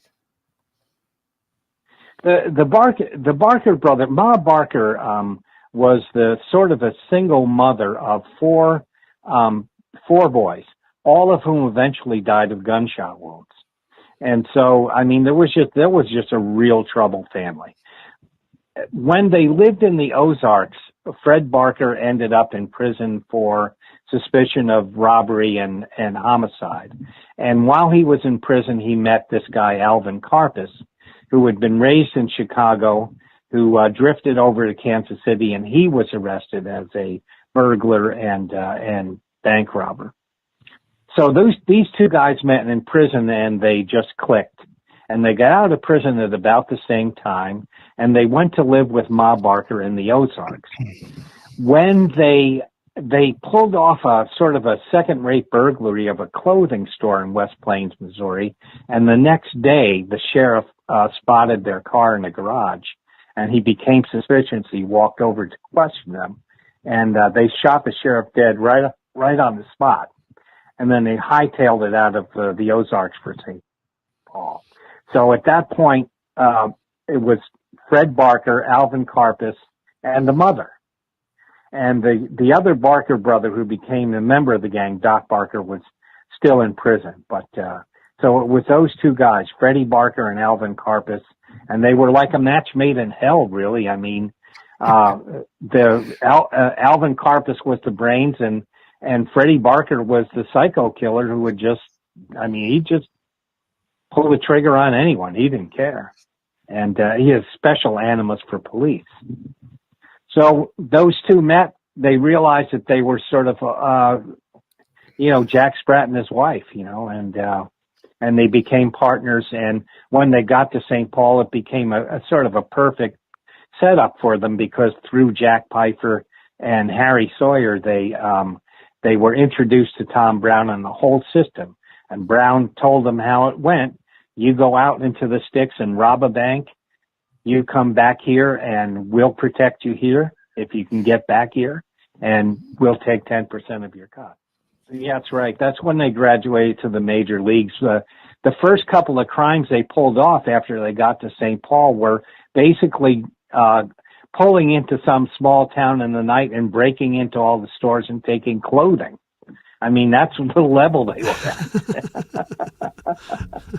And, it wasn't too long before they realized that if they genuinely had police protection, they could really step up their game. Look at the bullet. And so they began to accumulate a bigger gang. Generally, there was an argument among the gangsters, but basically it took 5 or 6 guys to rob a bank. Some people wanted the 6th man, some didn't. But every man it was like a baseball team. Every guy had his position and his expectation, So once the Barker Karpis gang got to 5 or 6 guys, then they started going out into the small towns basically in Minnesota, but some in Wisconsin, and just began to make these fantastic hauls from banks, which today would be some of their robberies were $50,000. I use a factor of about 20. So you had in today's cash, you would have $1 million bank robberies. And when do you ever hear of $1 million bank robbery anymore? It just doesn't happen. But they did it. They pulled it off. And this coincided with the crumbling of the O'Connor system. Right. And the O'Connor system was basically dead because Tom Brown and his system just busted away the prohibition on committing crimes in St. Paul. They did commit crimes in St. Paul, but they still focused on small town banks. And one of the reasons for small town banks was because they could get away.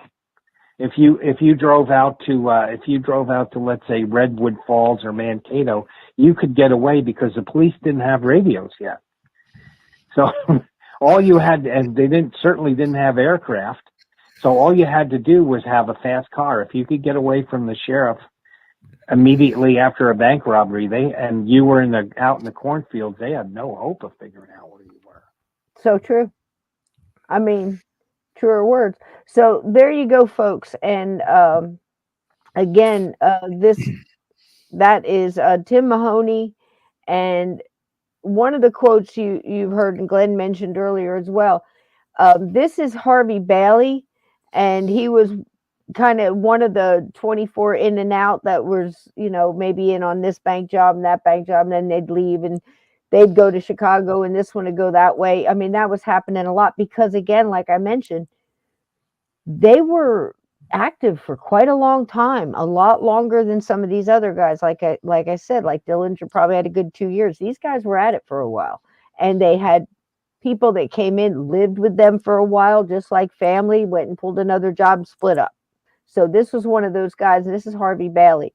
And he says that old woman couldn't plan breakfast. When we'd sit down to plan the bank job, she'd go in the other room and listen to Amos and Andy or hillbilly music on the radio. And again, that's just another affirmation and validation of all the other stuff I'm hearing from the other people who knew them. Whether it was the townspeople, she'd go to church socials. She'd be the one that go down. There's one guy who gave an interview, and he was a little boy at the time. And he was in one of these villages that they were hiding out. And I can't remember what name. She usually go by, Kate Barker or Mama Kate or something like that. It depends. She would change it around. Her family called her Ari because her real name was Arizona. And the kid's mom, the kid had to sell, remember these days, Steve, tickets on a roll. Those tickets where you buy a ticket, you get one goes in a jar and you keep one, that kind of thing. So we've got to sell tickets for something, some church social, whatever. And the way they felt about the Barkers, and especially Kate Barker, was the mom said to the little boy, you make sure you go over there and see Miss Kate, because she'll buy a couple for sure. And he said, man, He said, I knew it because she was always nice. She was always giving us pastries and, giving us this, that, and the other thing. And he went and knocked on the door, and he said, this is exactly what happened. She come to the screen door, and he told her what she was doing. She said, you just hold on just a minute. Let me get my purse. And she goes and gets her purse. And he says she comes to it, rifling through it. And this is how he said it. He said, rifling through it, and then pulls out some money. And I couldn't believe it. And I asked her how money. And she said, give me the whole roll. She bought that whole roll. And then he said, then you know what? She gave it back to me. So she bought the whole roll. And then she gave the roll back to the kid so he could go sell more. And he said, that's the way Miss Kate was. And it might have been a summer that they spent or whatever that they spent in a town. But most of the people that they got to talk to or wrote letters or they're in the books describe her like that. So again, she's a mom that's shooing off her boyfriend, her not just their girlfriends, their wives. There is a story that they tell at one point in time. She's sitting in an apartment, can't remember where, I think it was Chicago, and they're all locked up or far away. And these boys are getting married and having girlfriends and going and splitting off and staying for a short amount of time with whatever they've got going on, and all that's going on at the same time. So at this time, she has nobody to count on, Steve. She's counting on one of the boys' widows, and she hates her, and she gives her nothing but hell. And the woman's still bringing her. She's prostituting and bringing this woman groceries, and she's still treating her like that. So she's all these things in one, if that makes sense. You see what I mean? Yep. It's a pistol. All right. Listen, we are almost out of here, and I've got one more thing to share with you guys if you want. Oh boy. It's really quick. Bonus. It's a bonus. I really like to stay until the end of the show. You never know what you're gonna get. So I thought you guys would like to see what this place looks like, and this gentleman did an absolutely fabulous job.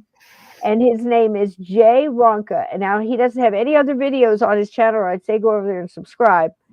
But I found this. He did this not too long ago, and I thought he did great. And I'm just going to give him all the credit and let you watch along. Here we go. The thing about Maul Barker, you're going to read one or two stories about Maul Barker. He's either this cigar chomping, machine gun toting, bloody mama, Mr. Hoover. The day after a 61-year-old lady lay dead in there, came out with a press release that said Kate Barker, Maul Barker, was the most vicious, dangerous criminal mind of the decade. Well, you'd expect that from him. I always say he was trying to cover his butt a little bit because a 61-year-old lady lay dead up there. Probably the first woman ever killed by the FBI. Wow.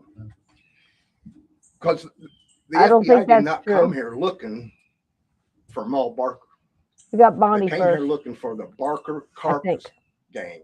The official count that the FBI did, or the Department of Investigation did, the day after the shootout was 641 holes in the house, and they probably missed some. And of that 641, 147 of them are in that upstairs bedroom there. Wow. This is incredible. Of that 147, and I know George likes to say that Maul had one gunshot wound to the head. That's one book if you want to read. But right, that's one theory.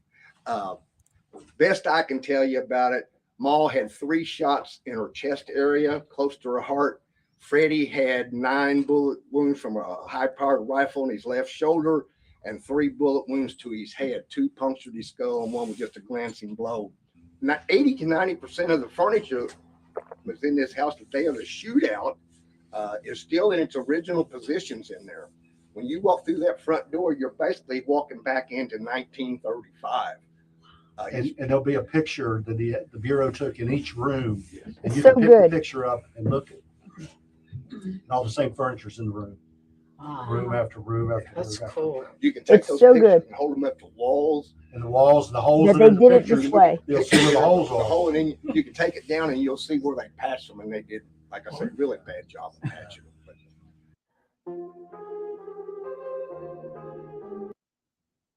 I think that's definitely an okay song, so I'll let it go.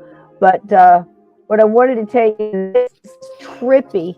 So in Just Tonight, you guys have watched. I know that because that's Tron's music, so I know it's good. So anyhow, they took this house, they left it there, they lived in it, Steve. They raised families in it. Then they sold it, and that person eventually donated it, and now it's become a museum. And so you saw it in the beginning with all the flowers and the doilies and the the way they had it when they were living in it, and they were hearing all the sounds at night and the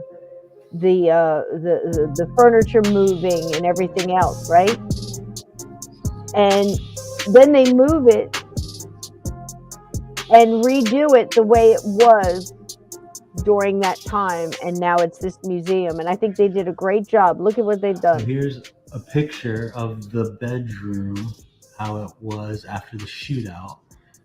And check this out. It's the same bed. Look at that. And the same dresser, chair, and table. It's Look at all right here. Look at that, Chad. Ain't that something? Just how it sat on that bed. If you're going to do it right. Because it doesn't seem right when you go in and it's all fixed up. Yeah, they didn't half-ass it, that's for sure. Mm-hmm. And look at these bullet holes. This guy's wonderful. He's having such a good time. He, look at that. They fixed some of the bullet holes and left some. So people were living in it, They're all over. Now, a lot of them they had patched up and poked them back out again. I got to give you that. Really some unbelievable. they left. Yeah. And the same in this room too. But check this out. If you go in and look at the light fixture even.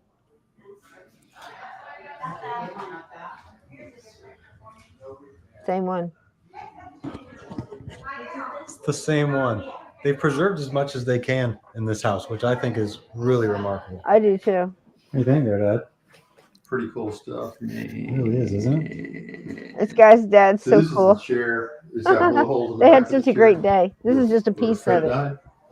It looks like he was positioned more like over here, like this, where he was shooting out the window. Here it is. Look at And this chair. I pictures, wanted he to took some see. bullet holes from a high-powered rifle on his shoulder. Right there in that chair. Which would have been. He's short. He was a short guy, so consistent with the word. This was Fred.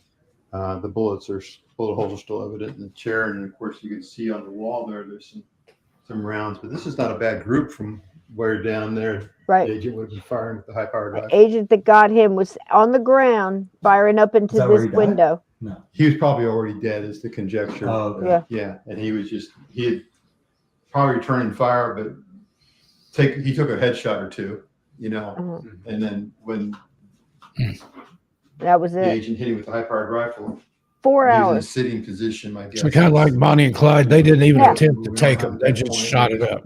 Peppered him. Right.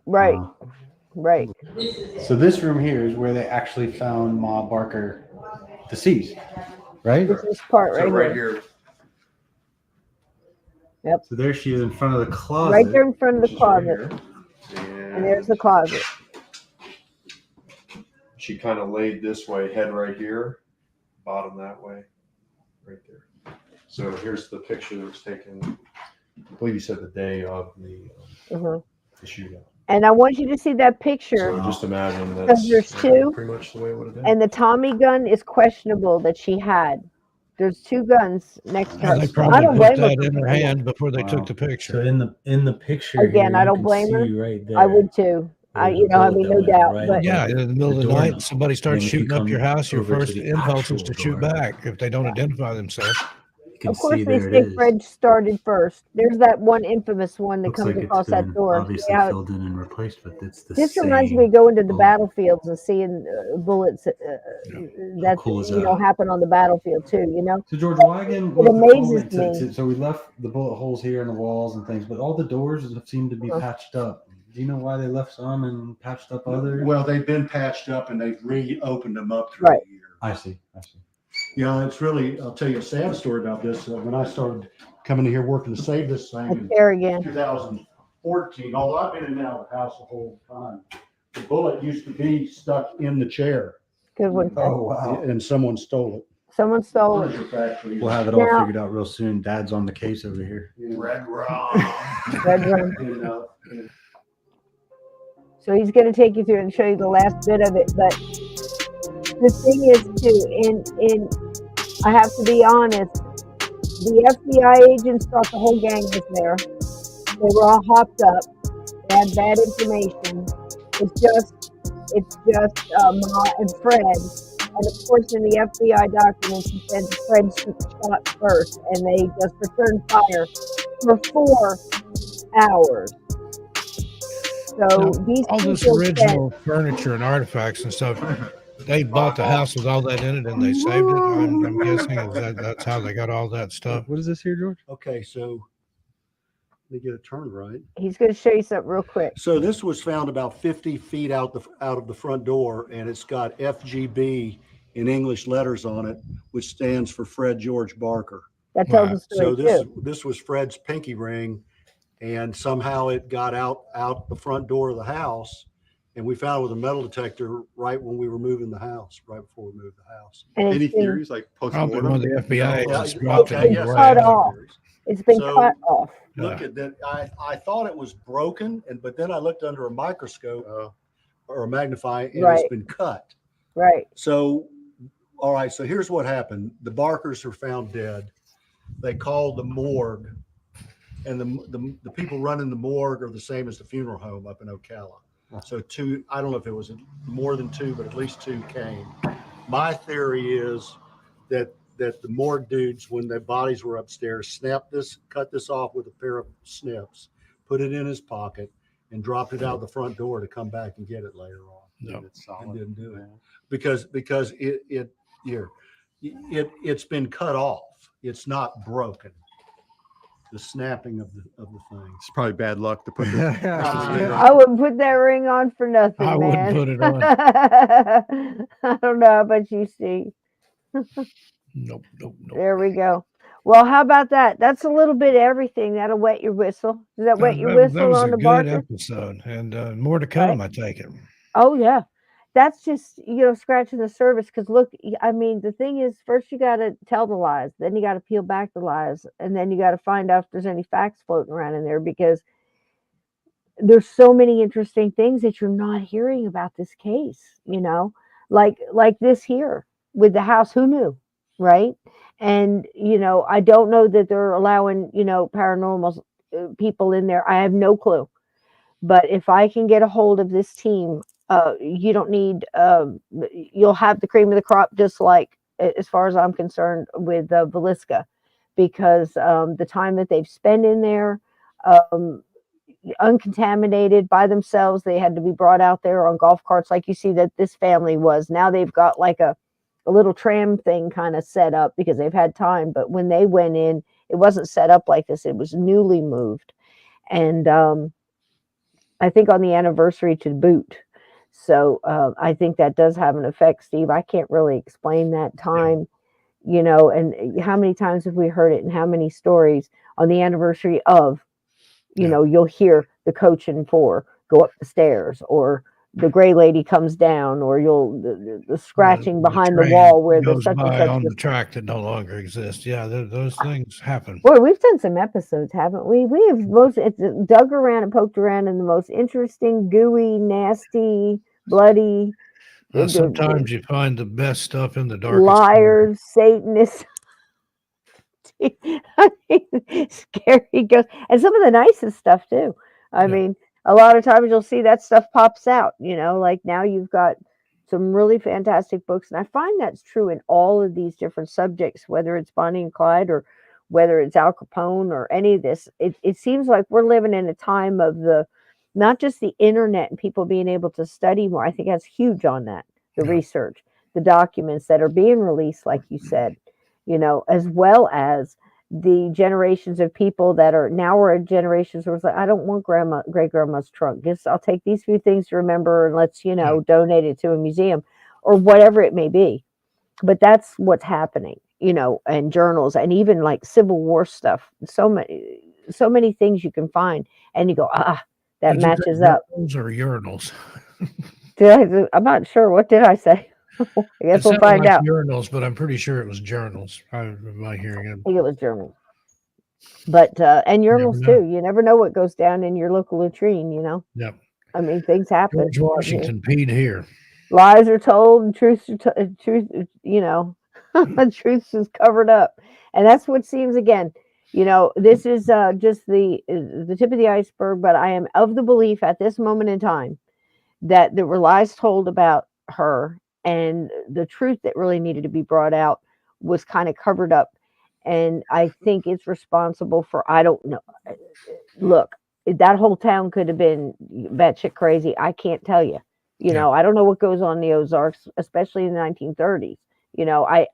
But all I'm hearing from that place where they were growing up was it was just church going people trying to make a living just like everywhere else. She was all part of that, and again, I'm not real sure what base that is, but whatever it is, it sounds to me like a mixture of, like a holiness, really strict in a lot of ways and their beliefs but very moral. And these kids just weren't making it. And where she snapped, because none of her family was like that from what I'm told. So I don't know. George, hit the skids, but he does, like I said, George shows up there at the end, and this was obviously the end for them. And I know I skipped from the beginning to the end, but this is where the lie began with Hoover and what her to be. Yeah. Now you can see her as she was and make your own judgment, and that's just her. And then she's going to pop in and out. But most of the time, like we said, she's doing puzzles. She's listening to Amos and Andy on the radio. She wouldn't even listen to the news, and she's writing letters and apparently being, nice to perfect strangers and horrid to her own family, especially the women in the family, and losing sons, one right after the other, all to the sword. They lived by it. They died by it, Steve. And eat, drink, and be merry, for tomorrow we don't know and we don't care. I love that. I don't know who wrote for the FBI, but I think he's still doing it.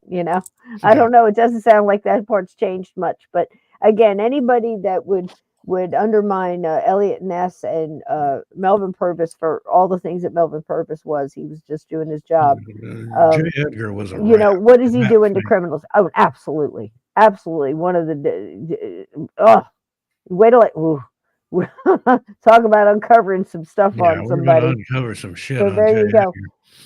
So there you go, man. That was our first night with the Barkers. I hope you're surprised. And so Mara Barker and her boys, but it was like we kind of learned tonight. It was more boys with mom in tow sometimes, and certainly not innocent, but no mastermind was she. We know where all that was. And again, there was other people that popped in there that got ideas, but man, wait till you get a hold of Alvin Karpis. They didn't call him creepy for nothing, but I think, and I don't think he was too happy about that. When you hear him talk about it, when you see him speak, it's like the only time I think he showed any emotion whatsoever, Steve. And you'll see that too when we bring it in.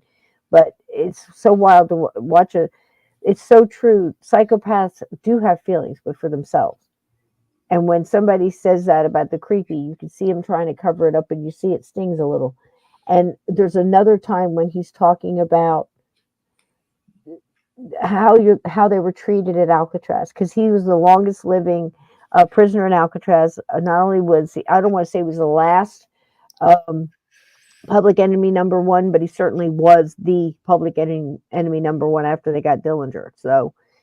But when he's talking about the treatment in Alcatraz, he was like, that really wasn't necessary. I mean, you don't really have to treat people that way. And, that kind of thing. You could tell that kind of got to him a little bit. But really, when he talked about the Birdman at Alcatraz, Steve, and he says, when he was there and he sees, I see my cell and what I'm kind of dealing with, and I'm paraphrasing here.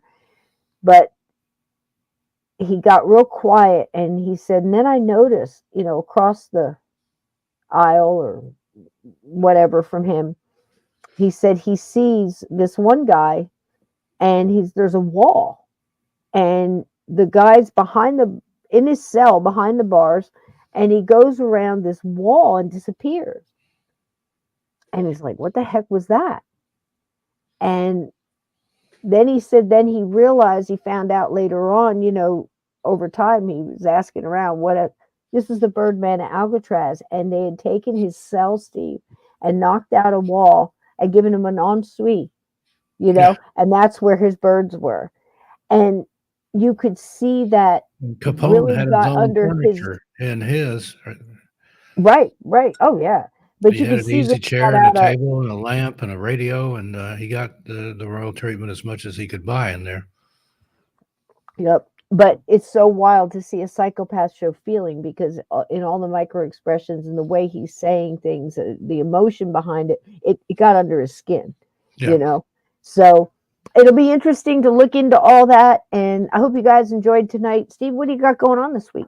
Videos every day on, now that I'm back over Missing Person Mysteries, join me over there. Among the Missing, that's doing under some change over there. 13 Past Midnight's getting ready to come out of hiatus. Doing stuff on Insomniac Radio Theater, doing some late night. Like my hamsters, they came out of hibernation too. Yeah. My chipmunks. Of course, the radio show is going great. Everything out there on the Clyde Lewis Ground Zero Radio Network airs every Sunday night from 9 to 11 p.m. That's going so good, guests, including Cisco over here. I've been there she is. Guilty.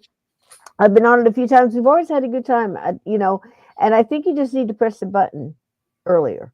I think what you need to do is just, hey, Cisco, just hit the button, because we talk about the most interesting stuff before we're you say all over record. the road, and that's where we're always most comfortable. Before you start recording it, And Lee G's too, get over there. He has done some of the greatest shows, and we have a great time in the chat there too. I mean, a lot of the people here are there, and he's a good guy. It's a good time. 38 original tracks for me, produced him. He is amazing. Who's dying of syphilis? Al Capone? Yeah, I think not Alvin Karpis. We'll talk about how he left the earth.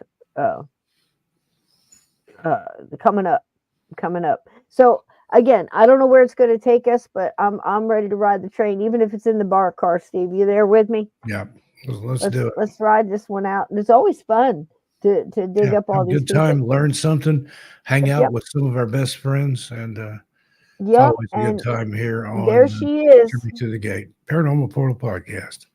Thank you so much. And there she is. Like I said, her friends called her Ari, and she doesn't look like